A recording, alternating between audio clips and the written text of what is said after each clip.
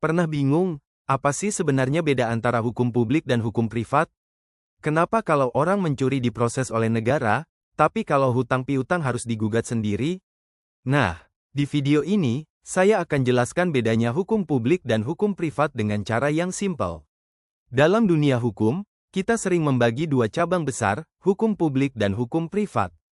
Keduanya sama-sama mengatur kehidupan masyarakat, tapi pendekatannya beda. Satu melibatkan negara secara aktif, satu lagi biasanya antara orang per orang atau badan hukum. Hukum publik adalah aturan hukum yang mengatur hubungan antara negara dengan warga negara atau antar lembaga negara itu sendiri. Dalam hukum publik, negara punya peran aktif sebagai pihak yang mengatur, mengawasi, bahkan menghukum. Contohnya, hukum pidana, hukum tata negara, dan hukum administrasi negara. Misalnya, kalau seseorang mencuri, maka negara yang akan memproses dan menghukumnya melalui kepolisian, kejaksaan, dan pengadilan pidana. Warga negara gak bisa memaafkan dan menggugurkan proses hukum begitu saja, karena urusannya udah dengan negara. Berbeda dengan hukum publik, hukum privat mengatur hubungan antar individu atau badan hukum secara setara. Negara di sini hanya bertindak sebagai fasilitator atau penyedia aturan, bukan sebagai pihak yang aktif menuntut.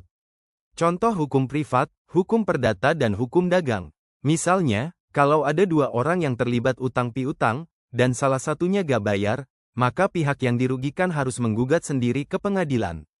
Negara gak akan ikut campur secara otomatis. Dan putusannya pun berupa ganti rugi, bukan hukuman penjara. Dalam hukum publik, tujuannya menjaga ketertiban umum, sedangkan dalam hukum privat, tujuannya melindungi hak-hak individu. Jadi, sekarang udah tahu kan, bedanya hukum publik dan hukum privat? Hukum publik itu kayak negara jadi wasit sekaligus penegak hukum, sedangkan hukum privat lebih seperti orang yang ngurus masalahnya sendiri dengan bantuan aturan. Kalau kamu punya pertanyaan lain soal hukum, tulis di kolom komentar. Jangan lupa like, subscribe, dan aktifkan loncengnya, biar gak ketinggalan konten hukum lainnya.